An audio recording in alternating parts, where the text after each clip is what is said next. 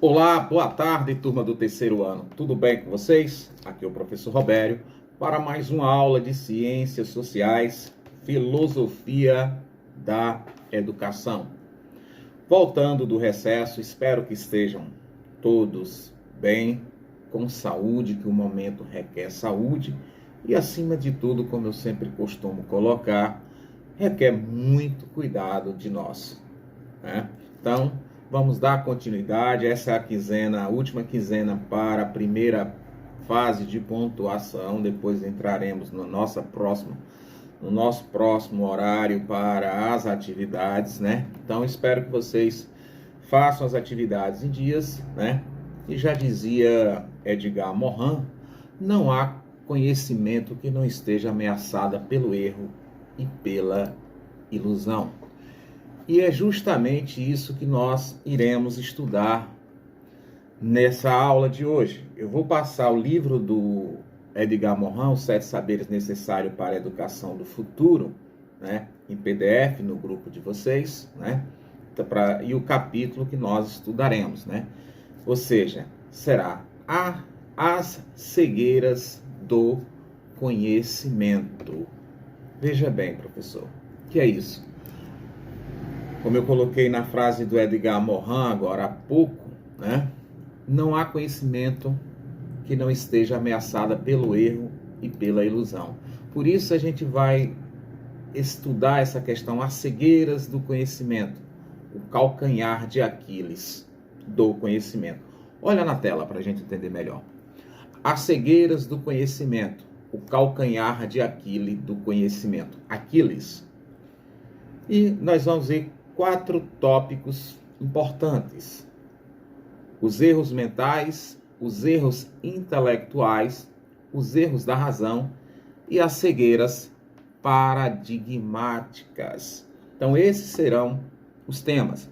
Então, veja bem, por que as cegueiras do conhecimento? Hoje, sabemos que existe uma série de informações e que essas informações nem sempre são transformadas em conhecimento. Estamos infectados por algo chamado fake news e precisamos nos ater muito a essa questão. Mas eu não vou colocar basicamente a questão das tecnologias, mas necessariamente a abordagem do nosso conhecimento. Primeiro, o calcanhar de Aquiles do conhecimento. Olho na tela. O calcanhar de Aquiles do conhecimento. A educação deve mostrar que não há conhecimento que não esteja, em algum grau, ameaçado pelo erro e pela ilusão. A teoria da informação mostra que existe o risco do erro sob o efeito da perturbação aleatória ou dos ruídos, chamado de noise. Em qualquer transmissão de informação, em qualquer comunicação de mensagem. Veja bem, o conhecimento não é um espelho das coisas do mundo externo. Todas as percepções são, ao mesmo tempo, traduções e reconstruções cerebrais, com base em estímulos ou sinais captados e codificados pelo sentido. Daí resultam, sabemos bem, os inúmeros erros da percepção que nos vem o nosso sentido mais confiável. Então veja bem, a educação deve mostrar que não há conhecimento que não esteja em algum grau ameaçado pela ilusão. Por isso que a racionalidade, o conhecimento, a procura do mesmo pode nos ajudar e muito a enfrentar esses erros, né? A gente vive num mundo real, né, com muitas coisas que acontecem ao nosso redor, mas não podemos ficar muito presos a algumas utopias, algumas ilusões. Vamos citar exemplos claros como os golpes que existem aí na internet. Recentemente o próprio professor Adenilson foi vítima disso. E muitas pessoas, né, um caso de uma modelo famosa aí que teve os dados, né, e pedindo dinheiro, a mãe pedindo dinheiro, e quando foi ver o prejuízo já estava feito. Mas é a questão também, né, da interpretação do conhecimento. Essas que são as bases, né, para a nossa interação de conhecimento, né? A base de conhecimento. E uma das principais é, sem sombra de dúvida, a leitura. A educação tem essa capacidade de nos mostrar, no mínimo, o que é o mais sensato a seguir, tá bom? Olho na tela. Os erros mentais. A própria memória é também fonte de erros inúmeros. A memória não é regenerada pela rememoração. Tende a degradar-se, mas cada rememoração pode embelezá-la ou desfigurá-la. Nossa mente, inconscientemente, tende a selecionar as lembranças que nos convêm e a recalcar, ou mesmo apagar aquelas desfavoráveis. E cada qual pode atribuir-se um papel vantajoso.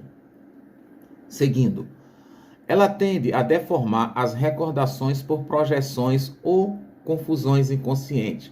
Existem, às vezes, falsas lembranças que julgamos ter vivido, assim como recordações recalcadas a tal ponto que acreditamos jamais as ter vivido.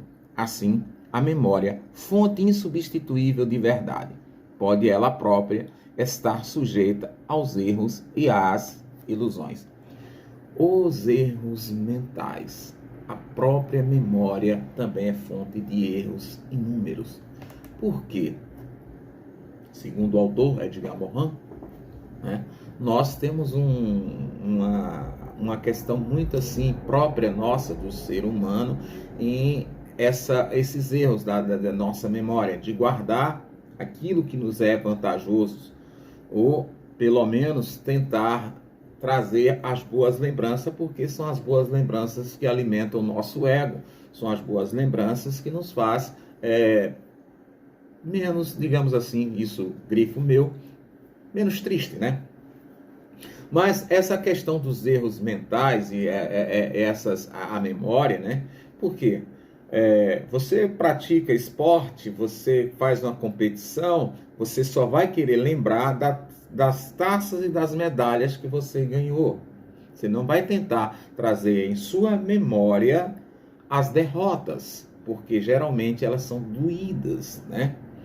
Então, por exemplo, você que torce por um time de futebol, você só comenta as grandes conquistas, a Libertadores, o Mundial, o estadual, ou seja, aquilo que vai lhe regozijar, né? Como diz o rapaz lá do Big Brother, regozija, né? Aquilo que vai dar prazer, né? Porque as decepções a gente, né, tem aquela questão de jogar fora, né? Então, esses erros mentais estão muito, né, presentes no nosso meio e a gente tem que procurar, né, entre um erro e outro, procurar o melhor acerto para que nós possamos, com a nossa mente, relacionar aquilo que deve ser melhor colocado no nosso meio, no nosso dia a dia e para nós que estamos no curso de educação para os nossos alunos. Tá bom? Olho na tela. Os erros intelectuais. Nossos sistemas de ideias, teorias, doutrinas, ideologias estão não apenas sujeitos ao erro, mas também protege os erros e ilusões nele inscritos. Está na lógica organizadora de qualquer sistema de ideias resistir à informação que não lhe convém, a que não pode assimilar.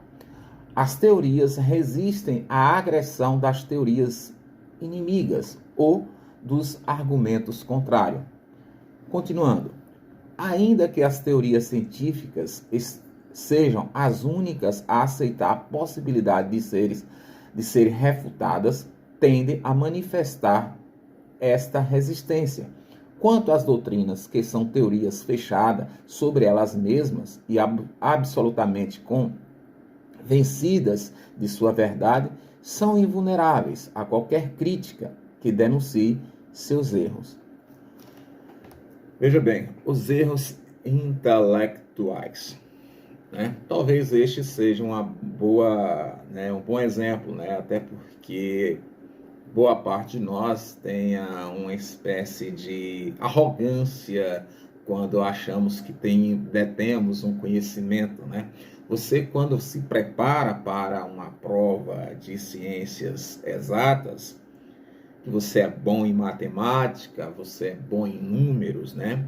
Você chega um pouco já até de arrogânciazinha. Não estou dizendo que você é prepotente, né? Aquela questão, pode vir quente que eu estou fervendo, porque você tem um alto domínio. Mas isso é um erro intelectual, porque nós sempre estamos vulneráveis. E às vezes, quando acontece de não sermos exitosamente satisfeito naquilo, o que acontece? Poxa, logo você que era o bam em matemática não passou, né? Olha, você que é bom em história, foi que houve, tirou uma péssima nota na área de ciências humanas. Então veja bem, né? Então esses erros intelectuais, né, que nos coloca, né? Então esses sistemas de ideias. Então a gente tem que estar o mais, não vou dizer o mais preparado possível. No entanto, nós devemos estar, no mínimo, a par de tudo que acontece em nosso meio, buscando, né, lendo, tirando conclusões, buscando formas de entender o nosso meio. E a gente não pode ficar preso, porque nós, todo ser humano, erra, né? Então, você imagine Albert Einstein na teoria da relatividade, em quantas tentativas ele teve para chegar lá. Quantas vezes eu tentei passar em alguma coisa e dei com a porta na cara por esses erros intelectuais de acharmos que nós somos extremamente capazes, né? Mas não, todos nós somos capazes, sim, mas temos que ter pesos e medidas para não continuarmos cometendo esses erros, né? Então, por exemplo, você vai a uma missa, um culto, a gente percebe que o padre, o pastor estão extremamente preparados, mas comete erros também, né? Também como você vai numa palestra de um escritor, de um filósofo famoso, eles também cometem erros. Imagine nós, simples mortais. Mas o que eu quero colocar com esses erros intelectuais é que nós estamos, sim, passivos ao erro. No entanto, nós também temos essa capacidade de enxergar isso e fazer com que esses erros sejam melhorados, né, para o acerto. Não que você tenha que melhorar o erro, mas, ou seja, que deve servir como exemplo, como lição, para continuarmos tentando, né? Porque muitos erros intelectuais, em algum momento, ele é pela arrogância, né? Pela prepotência que às vezes nós temos de achar que é autossuficiente naquilo, né? Então, eu vou dar um exemplo que vocês costumam colocar no futebol, no esporte, quando há uma zebra. Mas como é que meu time, um timaço, perde para aquele time? Só o salário do goleiro cobre a folha salarial daquele outro time. Isso chama-se arrogância e prepotência. E esses erros acontecem demasiadamente. Eu coloquei o exemplo do esporte para ficar claro, mas isso serve para qualquer outra coisa, né? Então, por exemplo, a gente às vezes é julgado por tentar fazer um concurso público e não passar. Opa, como é que fulano não passa no concurso público? Entendeu? Vamos para a tela? Os erros da razão. A verdadeira racionalidade, aberta por natureza, dialoga com o real que lhe resiste. Opera o ir e vir incessante entre a instância lógica e a instância empírica. É o futuro do debate argumentado das ideias e não a propriedade dos sistemas de ideias. O racionalismo que ignora os seres, a subjetividade, a afetividade e a vida é irracional. A racionalidade deve reconhecer a parte de afeto, de amor e de arrependimento.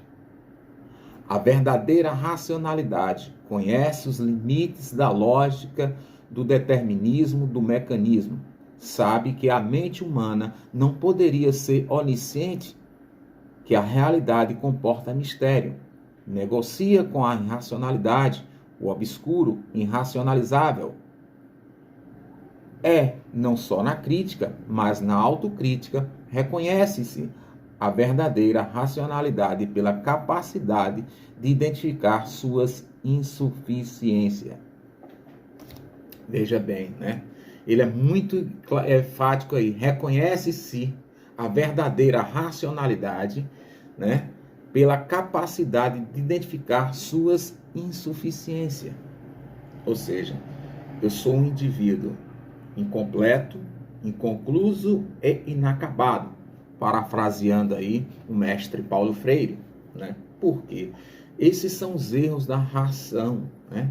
Ou seja, a razão muitas vezes nos limita a ser um pouco mais afetuoso, mais amoroso, porque achamos que o conhecimento demasiado não cabe sentimentalismo. Então, isso é um erro da razão. E a gente pode colocar aí o racionalismo que ignora os seres, a subjetividade, a afetividade e a vida é irracional. Porque a racionalidade deve reconhecer a parte do afeto, de amor e de arrependimento.